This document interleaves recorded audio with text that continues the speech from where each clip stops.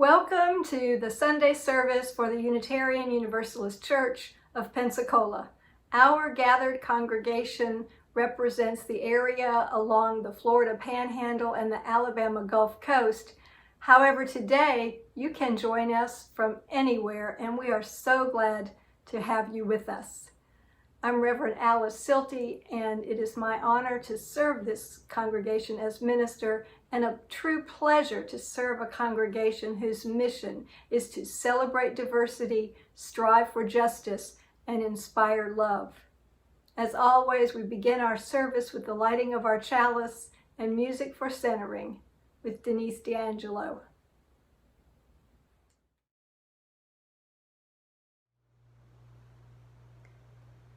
For the chalice lighting. Across the Distance by Laura Thompson. Across the distance, the light from within me shines, sending love to all. Across the distance, your light is fuel that warms me and helps to keep my own light burning. Together, we keep the flame of community burning bright.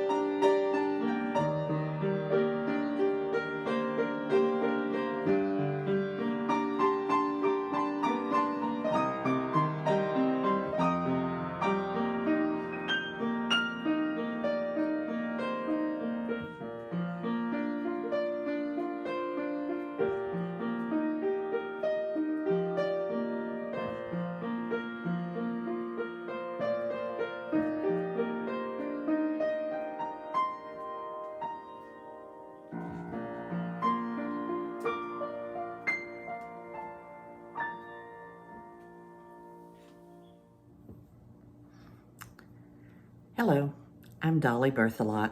I'm an independent writer and editor and communication consultant and a former professor and teacher.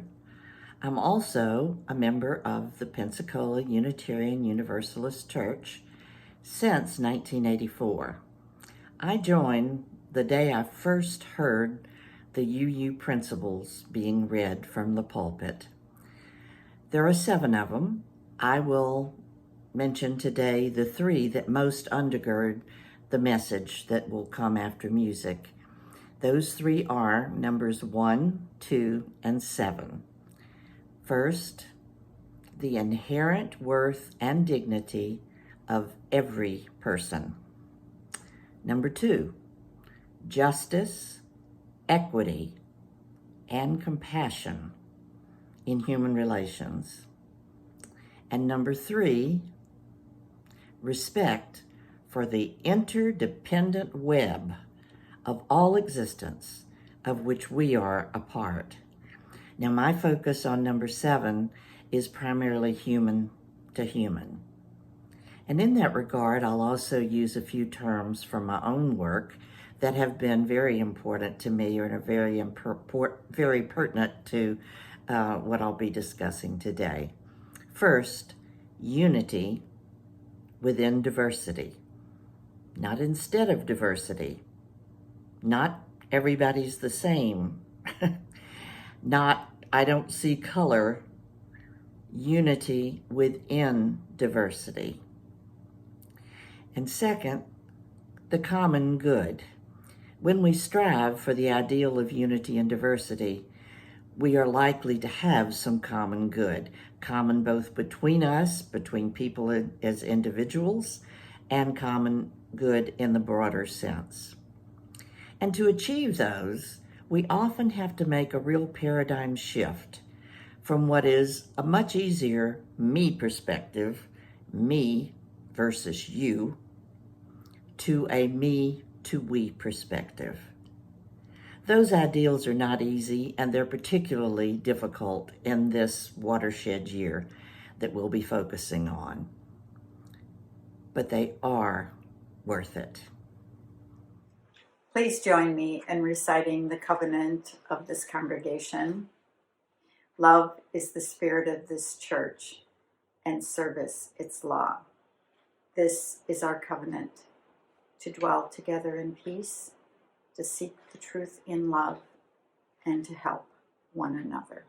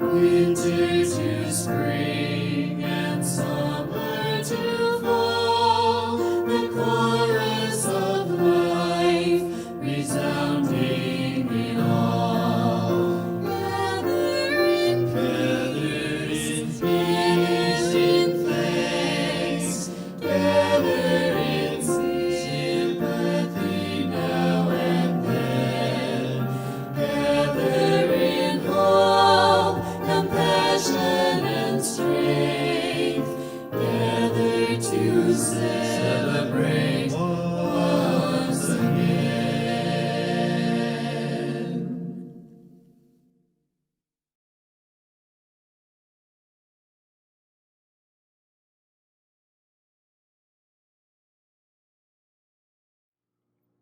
Hello again. I'm pleased to talk to you today about twin topics I hold especially dear: interdependence and unity and diversity. This talk was actually adapted from a guest column that I published June 28th in Pensacola News Journal.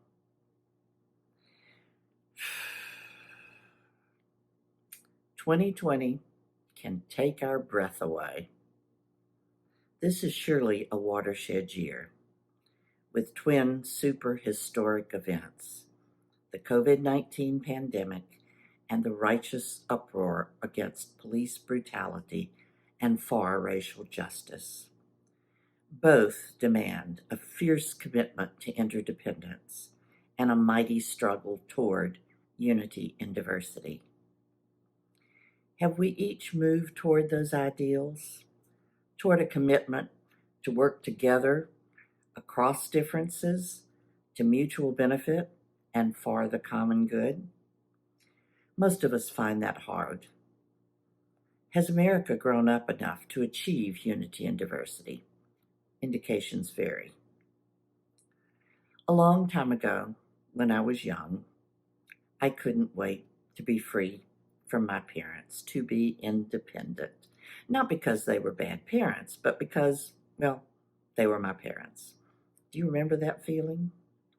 Later, I considered marriage only with a man who shared my desire for mutual independence and mutual respect, rather than the typical patterns of the 1960s.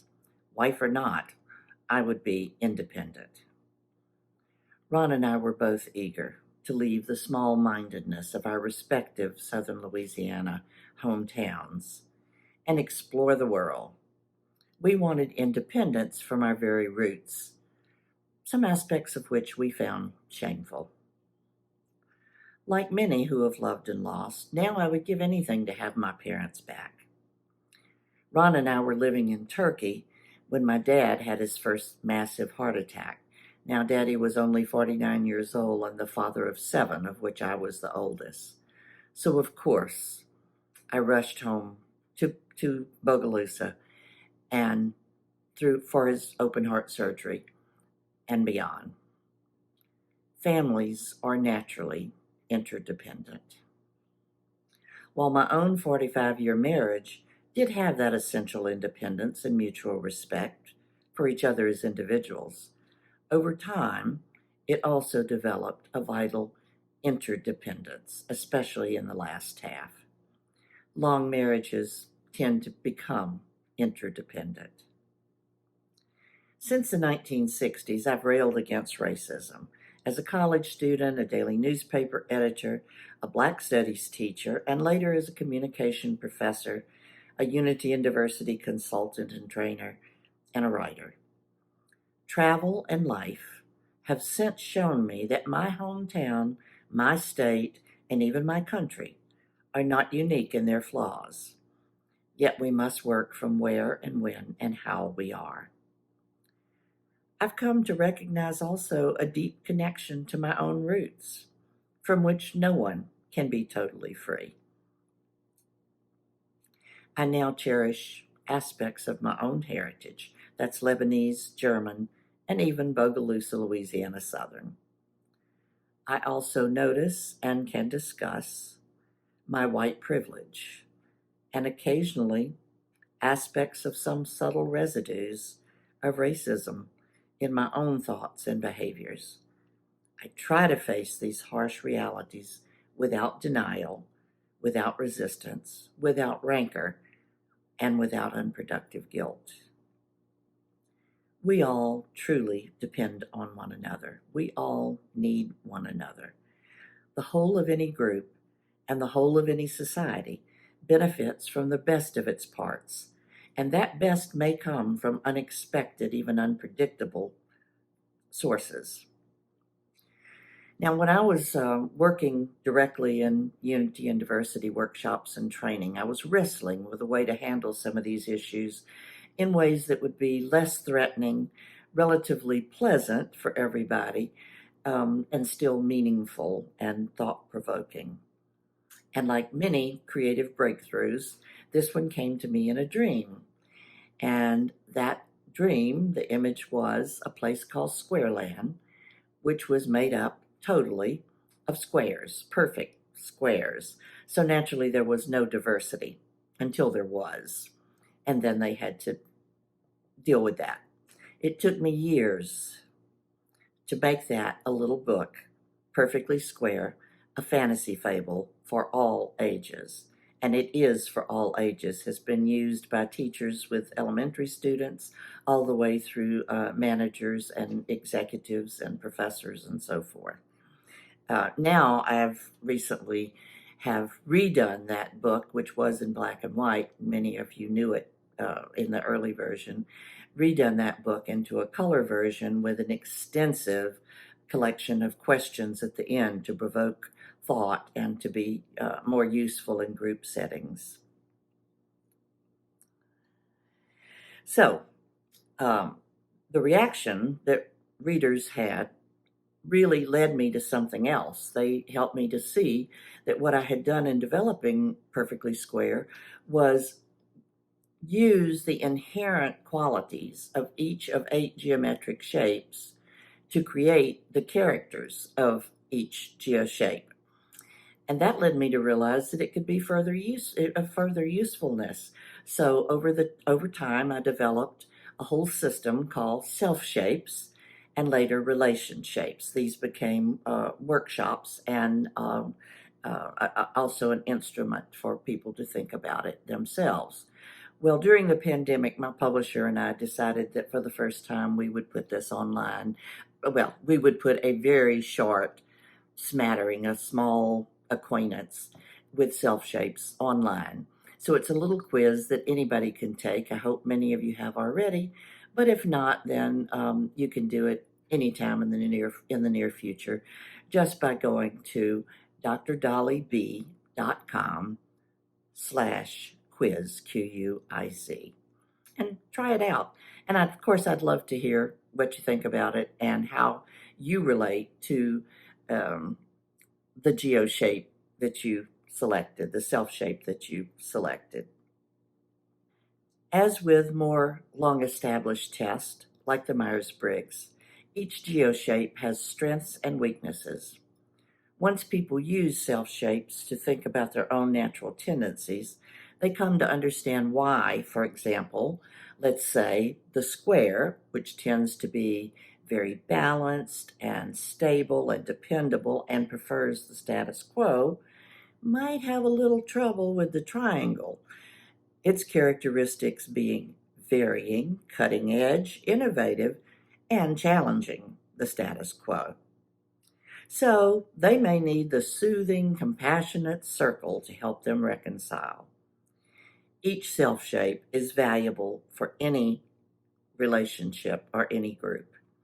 Only when we each understand and appreciate the distinctive, natural qualities in ourselves and every other person can we fully use those qualities for mutual benefit and for the greater good. Whether in the boardroom or the bedroom, the larger family, the classroom, the church, or other organization, or in business and industry. You may find that you may differ from people by ethnicity, age, gender, physical or mental ability, or other typical measures of diversity, but you may actually share personality qualities and behavioral tendencies that can very much link you Often relationships are built on the latter. Or, contrarily, you may find that people differ from you in significant ways that through self-shapes you can understand better. And then this can be a complementary relationships and thus beneficial. A hard match for me as a very much non-techie is dealing with techies. Yet I need technically competent people, and together we produce more and better than either could alone. I'm grateful, for example, for this service, I'm grateful to UUCP member Laura Keith King for leading me through the technical aspects of the service. Virtual presentations are totally new to me, even though I've been doing the other kind for 100 years. On a one-to-one level, our contrasting abilities were occasionally stressful, yet both were essential to accomplish our common goal. Interdependence in action, close up and personal. As a society, never has our collective need for interdependent awareness, attitude, and behavior been more important, more urgent than now. COVID-19 demands that. The most vulnerable, the most likely to die and to spread COVID are the people with underlying medical issues, the elderly, those in nursing homes, the obese, medical workers, people of color, the poor, the homeless, immigrants, the undocumented, prisoners, anyone in packed housing, anyone in detention centers or workplaces. So, of course, those already suffering suffer disproportionately from this pandemic. Do they matter? If we didn't know, as we now do, that people of all ages and circumstances may also get desperately ill and die, and perhaps contaminate us, would our humanity make us care about the most vulnerable, make us strive to protect them as well as everyone else? We are all interconnected simply by being human. Whether we recognize it or not, whether we act on it or not, whether we like it or not, we are all interdependent. As a child, I looked up at the night sky. I remember this vividly. Looked up at the night sky and said, if Earth is ever invaded by aliens from another planet, I bet all human beings would come together and would forget their differences and all unite. Well, COVID-19 is our alien invader. We can't see it. We don't know who has it. We don't know to whom we may give it.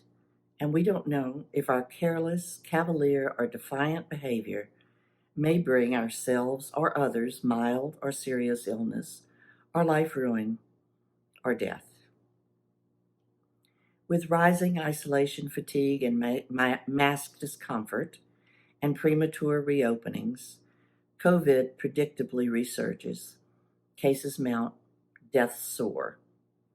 Our only known defense is to follow boring but life-saving CDC guidelines. Wash hands, sanitize often, stay home or with your household, or correctly wear a mask over nose and mouth and stay at least 6 feet apart. Do you scrupulously do that? Does your family and friends? Your town? Does most of our country? If not, why not? Psychologists are studying that. Even when lives depend on our behavior, do we not recognize and accept the obvious interdependence on which we all must rely?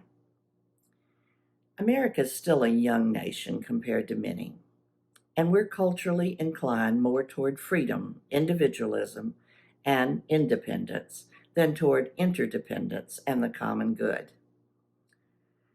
The reactions some have to CDC recommendations suggest we may still be in our rebellious adolescence as a country, unable to perceive, much less contribute to, the greater good for everyone. The me generation, unfortunately, is alive and well and actually multi-generational. For decades, I've indicated a need to move from me versus you mentality to a we mentality.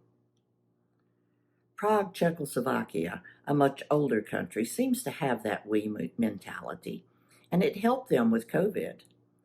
Like New Zealand, Prague became an impressive example of how a pandemic crisis was averted. When the leader clearly, strongly appealed to their concern for the common good, apparently virtually everyone wore masks. They didn't even have to shut down and quickly nipped the early rising pandemic in the bud. Simple, really. A we, not merely me mentality saved them and their economy. Meanwhile, America the free is truly suffering medically, emotionally, and economically. We are a pariah with the highest rates in the world. And like many particularly vulnerable people, I feel compelled to remain trapped in my home prison. I don't appreciate that. In the 1970s, I was fortunate to hear anthropologist Margaret Mead speak in Germany in a small venue. And the line I most remember is her saying, "There are no fences in the sky. There are no fences in the sky." She was talking then about pollution and atomic energy, and it certainly still applies to that, but it also applies very much to a viral pandemic. There are no fences in the air we breathe. There are no fences between people, between states, between countries. We share that air.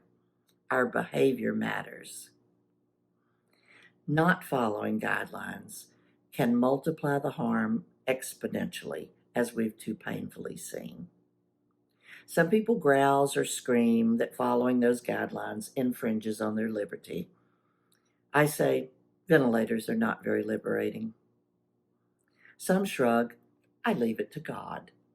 I presume God gave us a brain with which to think and emotions with which to feel and care about others.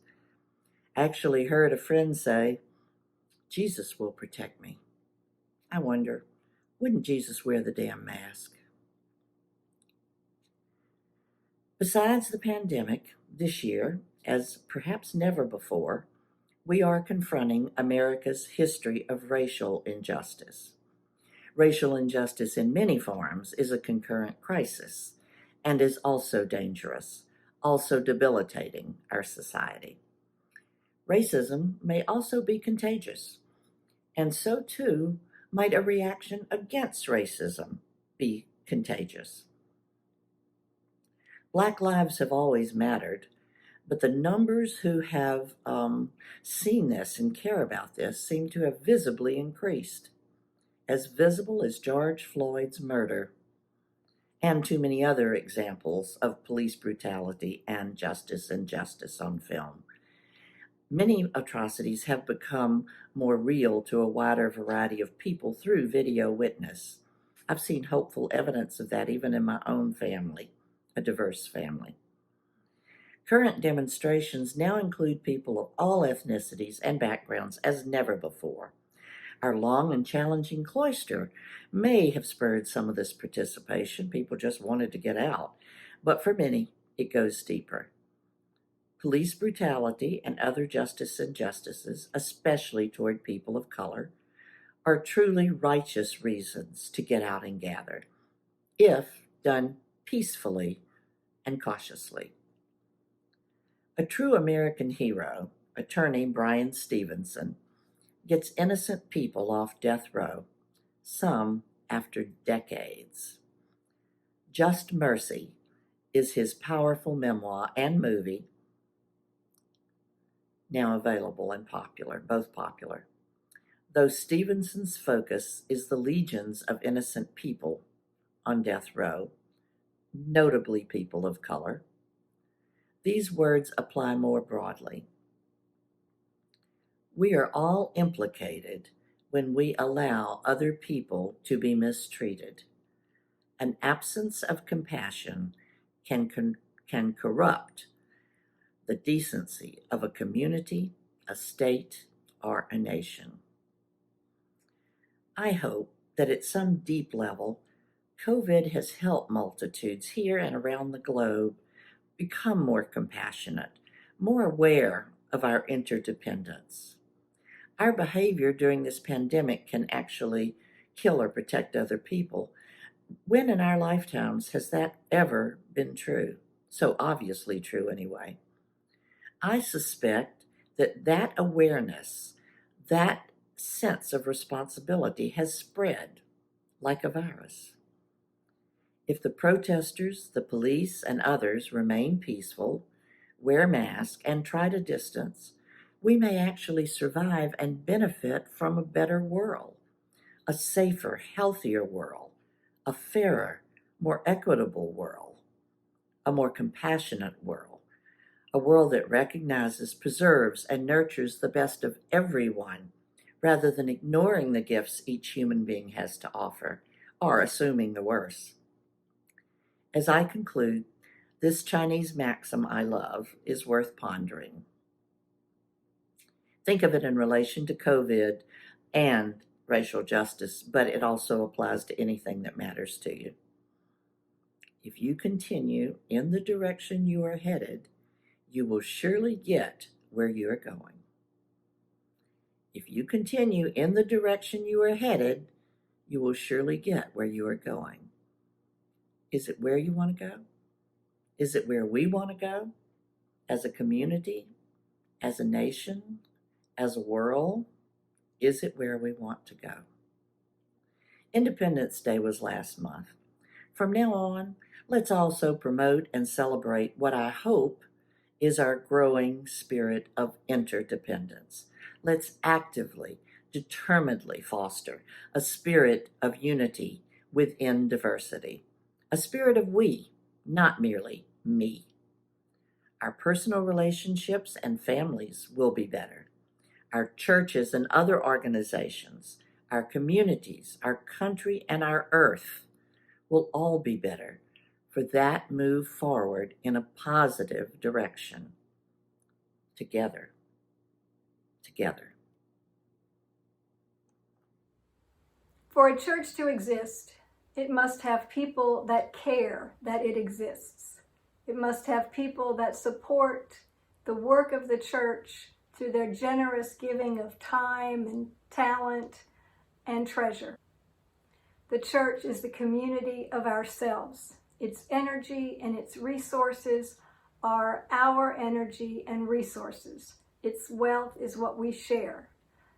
So as we contribute to the life of this community, we affirm our lives within this community. We will now hear music from Denise D'Angelo while we have the opportunity to text and give.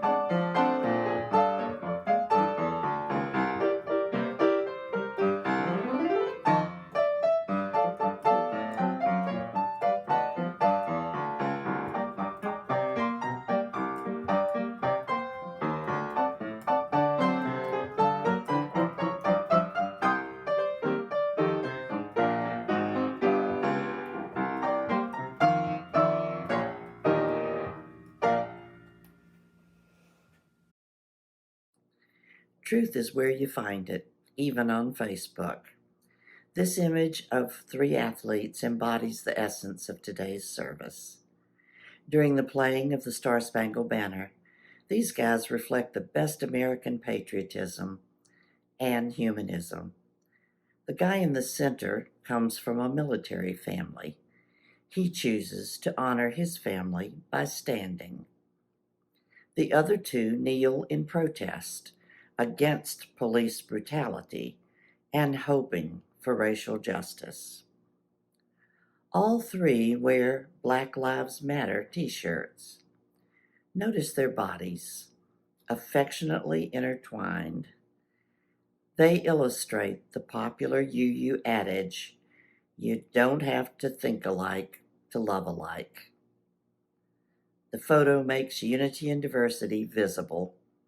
Let's strive for that goal and spread the good word.